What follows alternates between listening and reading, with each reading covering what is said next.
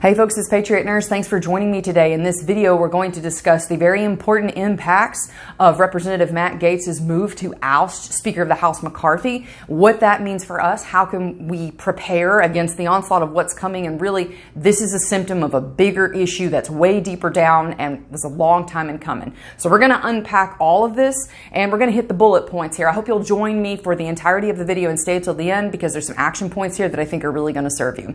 If you're new to the channel, thanks for joining me here on the Patriot Nurse channel, where we focus on medical preparedness, self-sufficiency, viewing current events through the lens of history. Last bit's very important. There ain't nothing new under the sun. If you understand history and a little bit of math, you can get along in this world better than about 90% of people. So the news, of course, is scrambling. And the mainstream media outlets would have you believe that the world is coming to an end because a representative moved to remove the Speaker of the House. And now that Republicans are deemed as being in chaos, the Democrats are greedily waiting to ascend and hopefully take back power, etc. This thing is way bigger than that. Some people would argue that what we're seeing over this past week with the Speaker being ousted is really the ripple effects from a stone that was thrown a long time ago. What stone is that caused these ripple effects? And really, how have we found ourselves in this position today, where the Republicans are effectively divided and where the values and the future of the Republican Party is quite uncertain? So let's unpack this. Functionally, when you look at the why behind the Speaker being ousted, it comes down to the constituency that Matt Gaetz and other members of the House who voted for this, their constituency is not satisfied with the status quo that the vast majority of the Republicans in Congress are quite happy to keep perpetuating. And that is taking just as much of your money as they have been, really ramping it up even more, perpetuating COVID-level spending, which is hemorrhagic, I would call it. It's like bleeding money all over the floor. Giving all of this money. It's like draining money from a living person and giving it to people who are dying. And okay, you can take a little bit of blood from people, but you can't take the percentage overall. Like, you can't take 40% of somebody's lifeblood and expect them to do too well. And that's effectively what's been happening. The federal government has been siphoning money away from the American taxpayers in order to pay for things like Ukraine, like arming the rest of the world, like policing the rest of the world, like functioning as an empire, what we were never intended to be. And oh, by the way, the Biden administration and other administrations before have encouraged the invasion of our southern border and the further siphoning of the American taxpayers' wealth away from the Americans to foreign nationals who come here illegally. And so Matt Gaetz, of course, and the members of the House who voted for this are reflecting their constituency, the people who put them there in the first place. They are reflecting the wishes of those people who want representation to counteract the taxation that they have been forced to saddle their children with. The taxation that has shoved people into poverty. And the vast majority of Americans who are living paycheck to paycheck do not want their money siphoned away, going to Ukraine, going to foreign nationals, invading the country, and then getting free housing, free food, free healthcare, free education, while their children are forced to do without and go without. So here's the take home that we can look at here. This is a symptom of a broken federal government. And we were warned about this. This stone has been thrown a long time ago. This stone was thrown, really, when it comes right down to it, before 1776. This stone was thrown definitely around the time of 1789. If you review, for instance, the Anti-Federalist Papers, I spent some time reviewing this before I made this video. The Anti-Federalists warned us about this. They warned us that eventually, once power got consolidated to a strong central government, a la DC and the federal government, that it would become burdensome to the states, to the people of the states, that it would extract their wealth with very little ability for those people to seek redress of their grievances from an entity far, far away. It's much easier to get a government to undo and to right its wrong course when it's 20 miles down the road as opposed to 2,000 miles away or 200 miles away. The closer that government is, the easier it is to get it to make amends. The further away it is, the less likely it is to A, have adequate representation, and B, have accurate representation. This is where we find ourselves right now. This federal government that has been extracting taxpayer dollars and sending them everywhere else is impoverishing and oppressing its people. The fact that you have the motion to remove going through successfully and the speaker ousted, it annoys the living daylights out of the power structure in the federal government. And yes, that includes the elected representatives who make their camp out there in Washington, D.C. and the Beltway as it suits them. They, for the most part, do not care about, in many cases, particularly people who have been there a while, they don't care about fidelity to the Constitution. And we all know this. You know this if you've been following this channel. So people are resonating with this. But here's the issue, right? Matt Gaetz, in an impromptu video, explained some of his concerns. And those concerns that he mentioned included a runaway federal government that's spending, a refusal of the Republican Party to right this ship that is sailing straight into the rocks, and the very realistic potential of the dollar losing its global reserve currency. This is a very key point because everybody knows, whether they're in DC or whether they're in Ukraine or Moscow, that the reason why we have been able to perpetuate our empire is not because that we're fighting for the cause of right in the rest of the world and bringing freedom and democracy to the rest of the world. That's nonsense. Look at the track record of the past 20 years. Afghanistan is a debacle. Iraq is in shambles. The region is in absolute total chaos and has devolved into civil war and partisanship. We did not bring freedom. We brought destabilization for the purposes of consolidating our power and ultimately having our influence in the region a la empire. Because of this reality, the empire itself has wound down to its final devolution. The only thing keeping us afloat is the fact that the rest of the world needs our dollar to transact.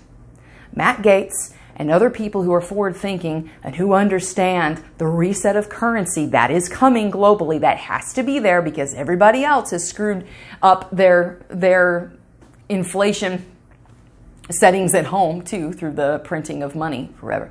Matt Gaetz realizes this, and he knows that the only way that we can keep things stable for people is to rein in this spending and buy us more time. Here's the thing. This is a really trippy thing to kind of wrap your head around. The Founding Fathers never expected the United States to last until the end of time. They never expected it. How do I know this? Because they were men of history. They studied the rise and fall of empires, and they knew that all they were doing was buying us time.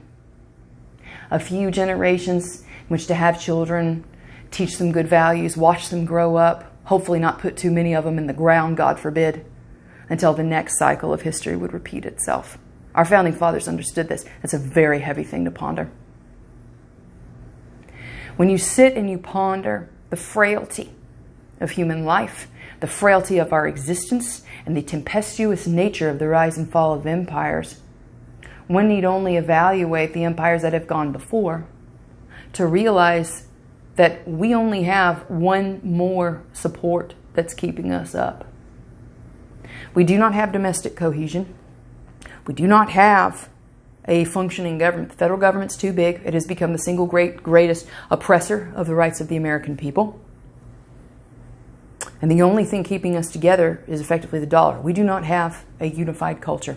You can stand there and wave the flag all day long, but the flag itself, and my name is Patriot Nurse, like my avatar is Patriot Nurse, and I'm a patriotic individual, and I love the values of this nation and the Constitution, but what it has turned into, and what Matt Gaetz has identified, and other people who serve their constituency who view things the same way that we do, they have identified that this monstrosity of an entity is coming down. And in order to soften the blow, fiscal responsibility is a mandatory prereq, and unless you have that, the people in DC, with all their little cocktail hour buddies, they're going to be just fine. But for people like us, We're the ones who hurt.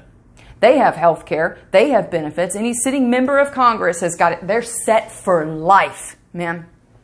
But for us, oh no. When you consider the state that we're in, it is a harbinger of collapse. Now, some people would say, for instance, that this collapse that many of us have been advocating for preparedness in advance of, many people would say that this is never going to come. But they're wrong. They're wrong because the only way they could be right is if human beings' blueprint and functional traits were reset 100%. Human beings are boringly predictable, and history is simply the recollection of the pattern of human behavior. Matt Gaetz realized this. Other members of freedom advocating limited government, espousing, principle holding members of Congress, and there are very few of them. Other members recognize this as well. The Republican Party is going to go the way of the Whigs. Who remembers the Whigs? Is there a Whig party nowadays? No, of course not. They got too big for their britches. And the people who want functional government and limited government, they don't have adequate mass representation in Washington anymore. So this is the eventuality that I see.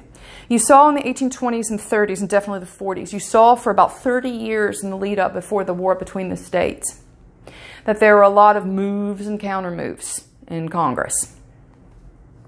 There were a lot of postures, there were a lot of heated words exchanged, there were fistfights that erupted on the floor. We're heading towards a breakup of the United States. The question is, in what permutation is it going to reform itself? Are we going towards regions? Are we going to states being the ones that hold things together?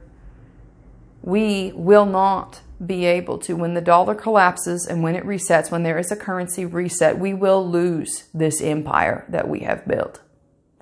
And that world is a great unknown in the future.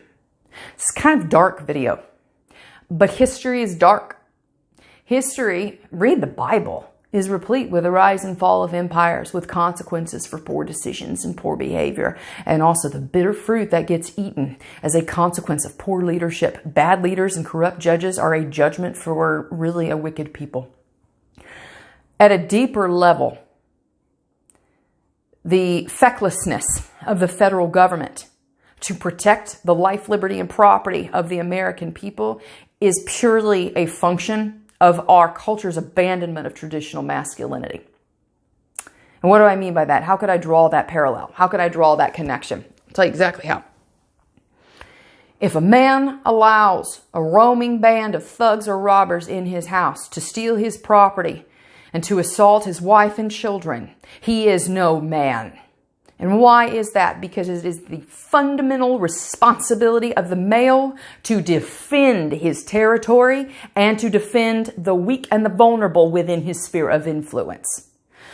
To a greater degree, extended further out, the government, a good government, a government that is just, will be A, comprised of the consent of the governed, and 2, limit itself solely to the purview of protecting the life, liberty, and property of those who consented to be governed. The federal government now has not done that. What has it done? It has become an abusive father, so to speak. An abusive father that takes away the property of its citizens and gives it away to the roaming thugs, opens up the house doors for the children and the wife to be slaughtered. We have a southern border that is being invaded by people who are coming here and stealing from the American taxpayer, who are coming here and committing violent acts against Americans, who are coming here and creating havoc. Where is the federal government on this? Bringing in more of the same. When you consider that Americans are living paycheck to paycheck now, and that their money and their taxes have gone up with no end in sight, Americans are literally being forced to the point of starvation and of poverty so that Latin America can come here and live a better life. and that Ukraine, Eastern Europe, and all of our bases worldwide can enjoy more armaments and enrich the pockets of the military-industrial complex. If that wasn't enough, we have engineered incompetency and told people that they were too stupid to do their own health care, so instead they go and have their wealth siphoned away from them by the white coat world, the medical industrial complex. This thing is a powder keg, and all it needs is one little spark to ignite it. Matt Gaetz and other members of Congress who have advocated for historically literate government, they know this. Now, I don't want this to sound like I'm waving a pom-pom for an individual. I'm not. I'm deeply distrustful of government, as most of y'all are. But here's the take home. This is the symptom. What you're seeing is the symptom of the underlying root of the issue. Ever since in the Constitutional Convention, they voted to effectively strengthen the power of a unified government, and they didn't give the anti-federalists the checks that they really needed. We have the Bill of Rights, by the way. The entire reason why you have a First Amendment, Second Amendment, Fourth Amendment, Fifth Amendment, all the way down to 10, the entire reason that you have that is because of anti-government people, effectively, the anti-federalists. We would not have the Bill of Rights if it wasn't for the anti-federalists who recognized that a consolidated federal power structure was going to become tyrannical. They insisted upon the Bill of Rights as an addendum to the original framework that was crafted. Unfortunately, it wasn't strong enough. And because of that, we're in the situation that we are now. But then again, they were wise men and they understood that all they were doing was buying us time. So they've bought us time, and that time is coming to an end. So what do we do about this? Again, this goes back to history, and we spoke about this at the beginning of the video. When you look throughout history, start with the Bible. From the very beginning of time, people are going to choose what is in their own best interest. There is a balancing act of this. But when wicked people get in power, they have no incentive to care for the rights of people under them. All they want is their own best interest perpetuated. As this thing continues to unwind, and as this ship of state runs aground on the rocks, the comfortable scheme of services and of flow, of logistics, all of this is going to be disrupted. Rome experienced this. Its empire experienced this. Can you imagine, as a member of the Roman Empire in the far-flung regions of France, for instance, or Romania, can you imagine seeing these aqueducts and the infrastructure that the Romans built within the span of 20 or 30 years after the Roman Empire's fall? Can you imagine seeing this infrastructure, this technology that you lacked, that once was there for you, and having no idea how to fix it? No idea how to function without it, no idea how to build it from scratch. That's the state that the American people are in. We no longer produce goods. We no longer produce durable things anymore. We've outsourced all of this. By becoming a service-based economy dependent upon outsourcing things, we have crippled ourselves for this as a nation. But this is the light at the end of the tunnel, okay? For people who watch this channel, you are the historically literate ones. And I also believe that God put you here. And I've said this to all of my classes and to all of my students. I believe that God put you here. Your soul had its entrance into this world at this time for a reason. And that's to make a difference. You are here and still watching this video because God has a call on your life to be a light in times of darkness and to be a leader in times of scared masses of people clamoring for a savior. And they're so willing to trade their security for freedom that they're blinded by the future they're voting in. You are here watching this video, taking the steps towards self-sufficiency, taking the steps towards educating yourself. You are here because you have a part to play in the future iteration of what is coming next. So how do we shield against this? How do we soften our landing? There will be no soft landing for the depression and the unraveling of our empire. Matt Gaetz knew it. He said so, and other people who have advocated similar things, whether in politics or not, recognize this. It is the visionary, ironically, it is the visionary who is the most historically literate. Those are the people best capable to move into a future of uncertainty. They're the visionaries, but there's nothing novel and visionary about it. King Solomon, the wisest man who ever lived, said it himself. There is nothing new under the sun. It's just cycles. So what can we glean from the lessons of history preparing for this? Number one, you must be able to protect and defend yourself. Because when human beings get scared, they default to aggression and usually violence as their lowest form of problem solving, right? And unfortunately, there are certain people in our society, thankfully not all of them, but there are certain people in our society who have deemed that words are not really effective and general problem solving is not really effective, and they use violence as their effective currency day to day. These are criminals. The interesting thing is, though, that some criminals wear badges. So being able to shield yourself against the badged and unbadged criminal, that's number one throughout history. Number two, being able to feed yourself, okay?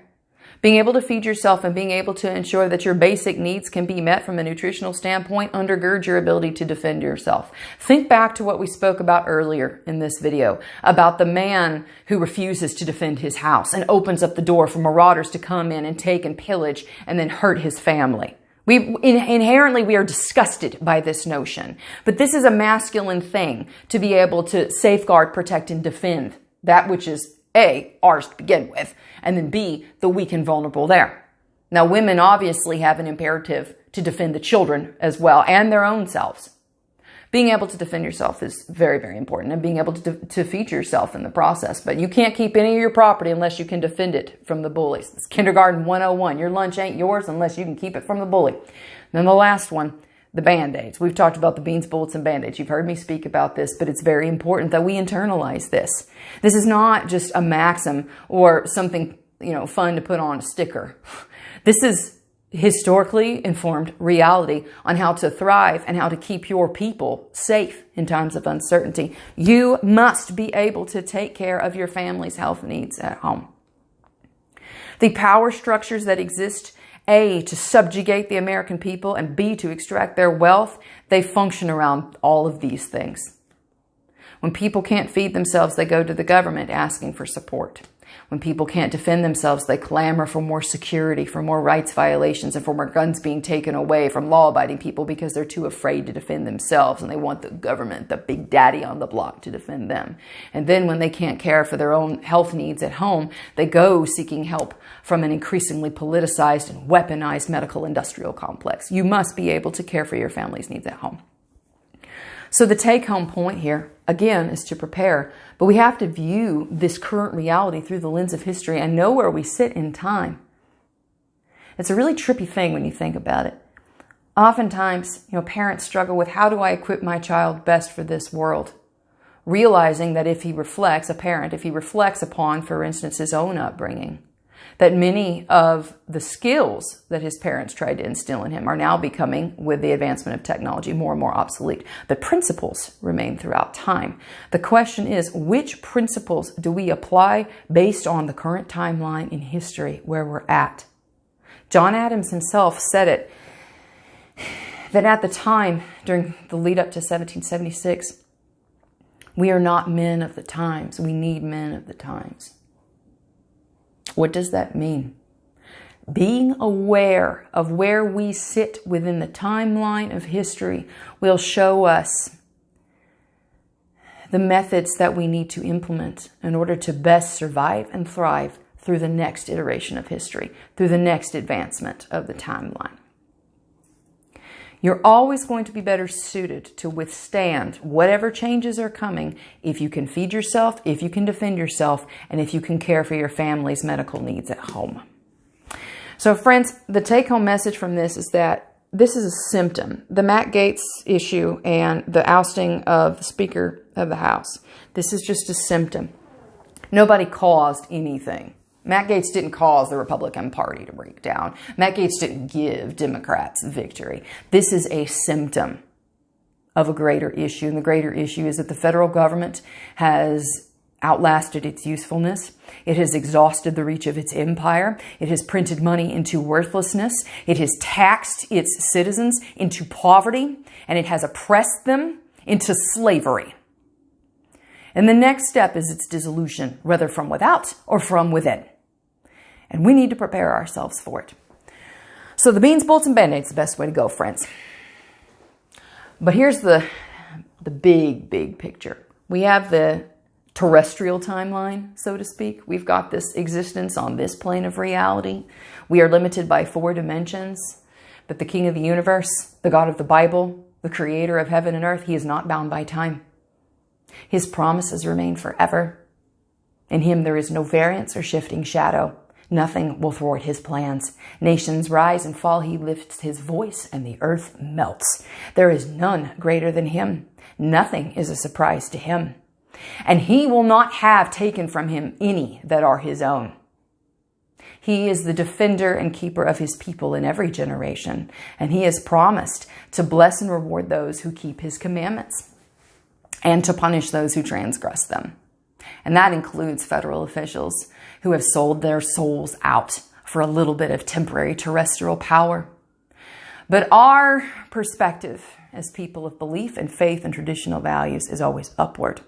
I want to use this timeline of terrestrial existence to elevate the name of my King, to be a blessing and a good steward in the place that he's put me and a minister to people around me. That's my goal with my life. And many of you who follow me are of a similar bent. So that's what I got for y'all today. We need to be encouraged. We need to be honest about where we're sitting in history and to be prepared for the next iteration of the future. Hope the video was helpful for y'all today. If you did enjoy it, I hope you subscribe to me here on YouTube, Patriot Nurse. Let's talk about some practicalities here. We talked about food. Duh, you need food.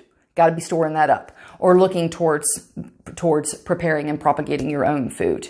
Homesteading is a great way to do this, but it can be something just as little as a few pots on your front porch or on your back porch. Anything you can do to hone your skills and to propagation of food, that's going to serve you. Self-defense is important. You have to be armed. I don't care in what capacity that you choose, but you must be armed. You have to be able to defend yourself and to keep your property from criminals with or without a badge. And then number 3, being able to take care of your family's medical needs at home.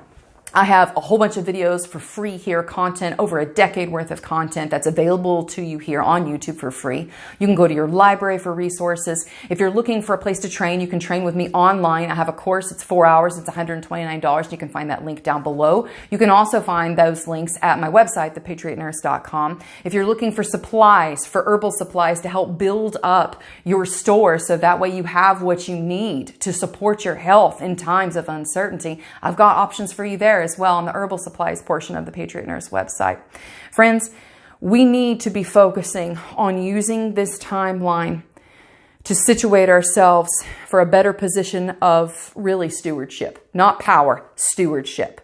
The Lord gives in accordance with what the bigger picture is. If we simply and humbly ask for wisdom to lead his people, just like King Solomon did, he will show us. So that's my recommendation. Even more than training with me, even more than spending money, whatever.